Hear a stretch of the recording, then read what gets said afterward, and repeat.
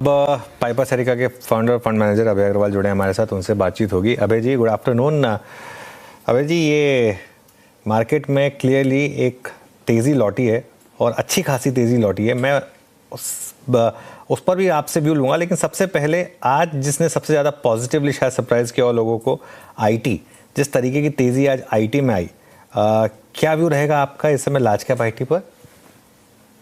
देखिए, good afternoon अनुज।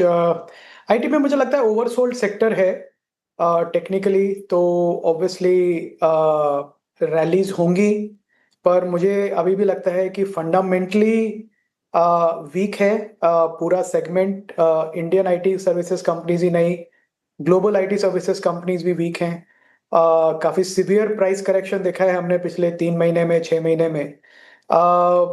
मुझे लगता है ये थोड़ा एक टेक्निकल बाउंस बैक है। अभी रिजल्ट्स आएंगे सबके, क्वार्टरली रिजल्ट्स, तो मैनेजमेंट कमेंट्री क्या होगी। एक दो जो मैनेजमेंट कमेंट्री आई है अभी, वो तो पॉजिटिव नहीं थी और स्टॉक्स का रिएक्शन भी नेगेटिव था। तो मैं कहूँगा कि इन्वेस्टर्स को कि ये एक बॉटम फिशिंग करने का समय नहीं है।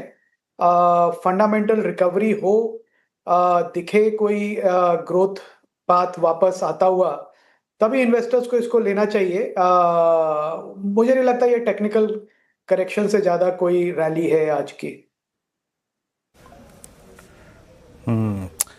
ओके, आप तो एक बहुत मीनिंगफुल या फिर कोई सब्सटेंस नहीं लग रहा आपको इस पूरी तेज़ी में और या फिर रिवर्सल में आईटी के।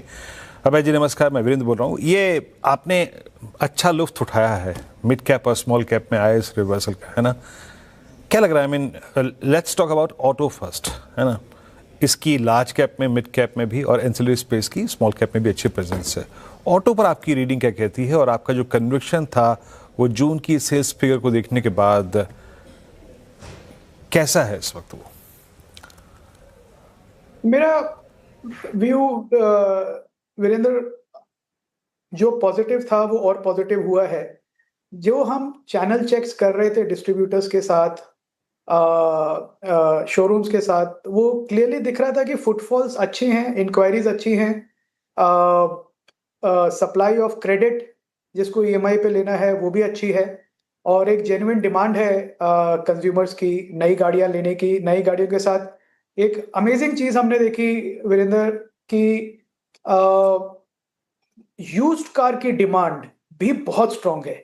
और ये सिर्फ एक सेकेंड टीयर 2 टीयर 3 फिनोमिना नहीं है, बट टीयर 1 सिटीज में भी यूज्ड कार की डिमांड अच्छी है। तो ओवरऑल ऑटोज में एक पॉजिटिव एनवायरनमेंट है। मैं कहूंगा अभी भी इसमें एक जो अपॉर्चुनिटी है इन्वेस्टर्स के लिए, वो ऐसी कंपनीज के लिए है जो हाइब्रिड मॉडल्स या ईवी टू व्हीलर पे फोकस कर रहे हैं।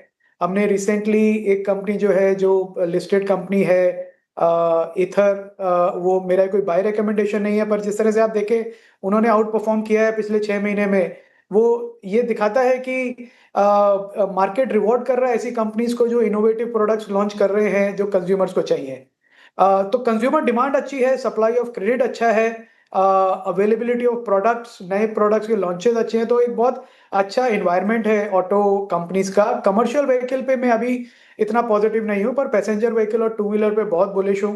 इसके साथ साथ इसका जो सपोर्टिंग इकोसिस्टम है वीरेंद्र, वो भी आउट परफॉर्म करेगा और कर रहा है। ऑटो कंपोनेंट्स का, ऑटो एंसिलरीज का, जो इलेक्ट्रॉनिक आइटम्स बनाते हैं ऑटोज के लिए, और साथ में जो फैसिलिटेट करते हैं ट्रेड्स को या सिस्टम डिमांड जनरेशन को, ये पूरा इकोसिस्टम आउट परफॉर्म करेगा अगले 12 महीने में, ऐसा मेरा आउटलुक है। पॉजिटिव आउटलुक ऑटो स्पेस को लेकर, passenger vehicle, two wheeler space और साथ ही ऑटो एंसरीज ऐसे काउंटर्स रख सकते हैं आप फोकस में। अभी जी गुड आफ्टरनून। क्रूड का नीचे आना, ऑटोज और रियल्टी पैक का चलना, हालांकि ऑटोज तो जूल सेल्स आंकड़े के बाद भी चला है, लेकिन दूसरा जो स्पेस आज सबसे अच्छी तेजी के साथ काम कर रहा है, दैट इज रियल्टी स्पेस। यहाँ पर क्या व्यू बन रहा है सर आपका? नहीं, रियल्टी में भी अगेन श्रेया, जो देखा है, जो भी रिसेंट नए लॉन्चेस हो रहे हैं, आई थिंक फेयरली प्राइस्ड हैं, जेन्युइन कस्टमर डिमांड है। अभी भी कोई इन्वेस्टर डिमांड नहीं है, तो इसलिए मैं नहीं कहूंगा कि ये मार्केट हाइप्ड अप है, क्योंकि इन्वेस्टर, प्योर इन्वेस्टर पार्टिसिपेशन जो सिर्फ एक फाइनेंशियल रिटर्न के लिए प्रॉपर्टी में इन्वेस्ट कर रहे हैं वो अभी भी नहीं है मार्केट में। तो बड़ी वाइब्रेंट इकोनॉमी है इंडिया, श्रेया, और ये जो डेटा आ रहा है ये इन्वेस्टर्स को फिर से एक बार कॉन्फिडेंस देता है कि एज अ कंजम्पशन इकोनॉमी हमारा कंजम्पशन स्ट्रांग है as long as product is well priced, available, regulated. तो कस्टमर्स की डिमांड है। और दूसरा मैं कहूंगा कि जो क्रेडिट की डिमांड है, अवेलेबिलिटी है, बैंक्स के थ्रू आपको ईएमआई बेस्ड फाइनेंसिंग अवेलेबल है ऑटोमोबाइल्स के लिए, रियल्टी के लिए, ये भी बहुत एक इम्पॉर्टेंट चीज है जो डिमांड को ड्राइव कर रही है। और प्राइसेस अभी भी मिड साइज हाउसिंग के रेसिडेंशियल में और जो कमर्शियल प्रोजेक्ट्स भी हैं वो इस समय काफी रीजनेबल है। मैं कहूंगा हमेशा सबको बायर पे तो महंगे ही लगेंगे, पर ओवरऑल रीजनेबल है क्योंकि आप डेवलपर्स के मार्जिन्स देखें उन पे कोई खास फर्क नहीं पड़ा है। तो आई थिंक ये अच्छा एक इंडिकेशन है ऑटो और रियल्टी का चलना कि डिस्क्रिशनरी डिमांड इंडिया में काफी स्ट्रांग है। ओके, चलिए बात हो गई रियल्टी की। अच्छा अभय जी, ये एसबीआई में जो पिछले क्वार्टर का डिजास्टर आया था उसके बाद मार्केट ने अब थोड़ा फ्रेश लीज ऑफ लाइफ दी है यहाँ पर। आप एसबीआई में समय बायर हैं या फिर अवॉइड करेंगे स्टॉक को? अनुज, इस समय और काफी समय से हम किसी भी लार्ज बैंक में बायर नहीं है। वो इसलिए कि जब एसबीआई एक थोड़ा डिफरेंट है, मैं प्राइवेट सेक्टर की एक्चुअली बात कर रहा था, क्योंकि जो लाइबिलिटी जनरेशन, डिपॉजिट जनरेशन की जो उनकी एबिलिटी है वो काफी वीक हुई है पिछले 12 महीनों में। और वो इसलिए क्योंकि वो कम्पीट नहीं कर पा रहे हैं रेट्स की जो छोटे बैंक्स दे रहे हैं, और उससे लिटरली आधा रेट दे रहे हैं डिपॉजिट्स और सेविंग्स अकाउंट पे बड़े प्राइवेट सेक्टर बैंक्स। एसबीआई एक अलग लेवल पे है, ब्रांच नेटवर्क इतना स्ट्रांग है, बहुत ही पॉजिटिव मैनेजमेंट कमेंट्री भी है, डिमांड एनवायरनमेंट ऑफ क्रेडिट भी बहुत स्ट्रांग है। तो ये एक यूनिक प्लेयर है, मुझे नहीं लगता कि इसको किसी और के साथ कंपेयर करना चाहिए एसबीआई को। हम अभी बायर नहीं है, पर ये डेफिनेटली एक हमारे रेडार पे है SBI as a large bank. I think किसी को पीएसयू बैंक प्ले करना है तो उसके लिए सबसे बड़ी प्रॉक्सी एसबीआई है इस समय।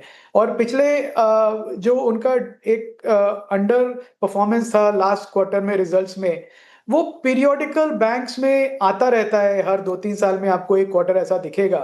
और लॉन्ग टर्म इन्वेस्टर्स के लिए मुझे लगता है वो भी एक अच्छी अपॉर्चुनिटी थी, अभी भी एक अच्छी अपॉर्चुनिटी है।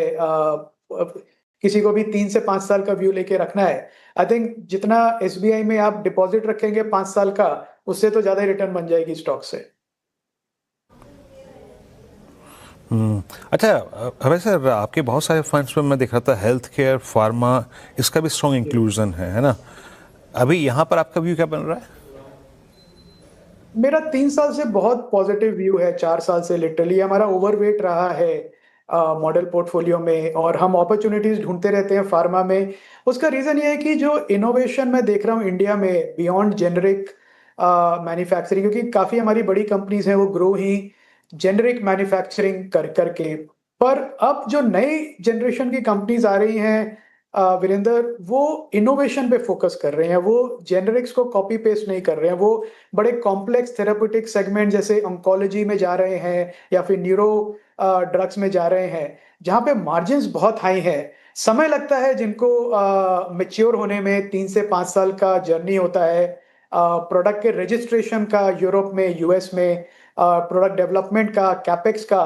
पर एक बार जब ये साइकिल कंप्लीट हो जाती है तो फिर अगले 4-5 साल जो हैं वो इन्वेस्टर्स के लिए, शेयर होल्डर्स के लिए गोल्डन पीरियड होते हैं। तो इस समय ऐसी काफी कंपनीज हैं, 3 में हमने भी इन्वेस्ट किया है, जो मुझे लगता है कि एक मल्टी बैगर्स बनेंगे यहाँ से, ये स्मॉल कैप से मिड कैप से लार्ज कैप बनेंगे। और फार्मा में ब्यूटी ये है कि आप का मार्केट जो है वो अनलिमिटेड है, क्योंकि आप ग्लोबल मार्केट एक्सेस कर रहे हैं, सिर्फ इंडियन मार्केट तक लिमिटेड नहीं है।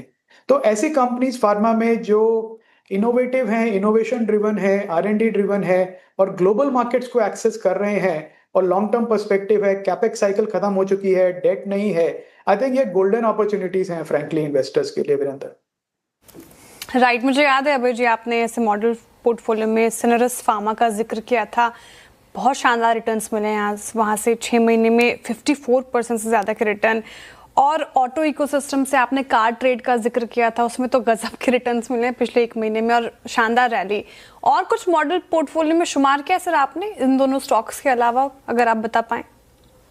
इसलिए मेरा बाय रिकमेंडेशन नहीं है, पर हमने एक छोटी कंपनी है स्मॉल कैप साकार फार्मा करके, साकार हेल्थ केयर शायद, वो हमने ऐड किया था 3 महीने पहले। आई थिंक उसमें भी ऑलरेडी अच्छी एक परफॉर्मेंस आ चुकी है। और कुछ समय पहले हमने एक फ्यूजन माइक्रो फाइनेंस करके कंपनी ऐड करी थी, उसमें भी अच्छी परफॉर्मेंस है। और एक माइक्रो फाइनेंस स्पेस में भी एक कॉन्ट्रा बेट है, क्योंकि मुझे लगता है कि काफी नेगेटिविटी से गुजरा है ये पूरा सेक्टर। पर अब जो हम देख रहे हैं, लेटेस्ट डेटा आ रहा है, उसमें काफी जो वीक प्लेयर से चर्न आउट हो गए हैं माइक्रो फाइनेंस से, और जो बचे हैं प्लेयर्स उन्होंने अपनी बैलेंस शीट भी स्ट्रॉन्ग करी है और उनका रिसेंट डेटा भी बहुत स्ट्रॉन्ग है।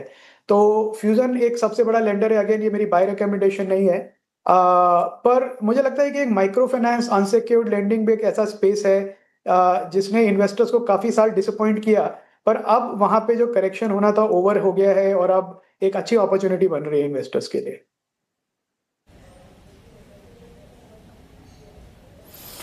ओके, चलिए अभय जी, एक आखिरी प्रश्न और आपसे पूछूंगा। इनफैक्ट ये एक्सचेंजेस और एएमसीज और तमाम, अगर आप देखें तो ब्रोकिंग स्टॉक्स में एक बार फिर से मूव अच्छे आ रहे हैं। कैपिटल मार्केट थीम में अभी क्या क्या इंक्लूड किया है, या फिर कुछ इंक्लूड करने का मंशा आपको अपने पीएमएस में? ये मॉडल पोर्टफोलियो में हमारे 2 स्टॉक्स हैं, कैम्स और सीडीएसएल। और जो अभी दूसरे हम एक्सचेंजेस हैं, वो भी मुझे लगता है अच्छे हैं, पर अभी हम इंक्लूड करने का नहीं सोच रहे हैं। पर मुझे लगता है कैपिटल मार्केट थीम में अदर देन ब्रोकरेजेस, क्योंकि ब्रोकरेजेस का बिजनेस बहुत कॉम्पिटिटिव है, मार्जिन हमेशा थोड़े प्रेशर में रहेंगे अगर ग्रोथ टेपर ऑफ होता है। पर जहां पे मोनोपोली सेटअप हो गई हैं, जैसे रजिस्ट्रार्स हैं और डीमैट होल्डर्स हैं, ये एक एवरग्रीन बिजनेस है जो जैसे जैसे मार्केट कैप बढ़ेगा इंडिया का 5 ट्रिलियन से 10 ट्रिलियन की तरफ जाएगा, तो मार्जिन्स भी इंप्रूव होंगे और अर्निंग्स भी इंप्रूव होंगी। तो आई थिंक अपॉर्चुनिटीज बहुत हैं कैपिटल मार्केट में इन्वेस्टर्स के लिए। ब्रोकरेजेस, डीमैट, रजिस्ट्रार्स, एक्सचेंजेस, बड़ा एक्सचेंज अब आके लिस्ट भी होगा तो अपॉर्चुनिटी और बढ़ेगी इन्वेस्टर्स के लिए। तो आई थिंक डेफिनेटली इन्वेस्टर्स को अपने पोर्टफोलियो में इंक्लूड करने चाहिए कैपिटल मार्केट स्टॉक्स। चलिए अभय जी, बहुत बहुत शुक्रिया।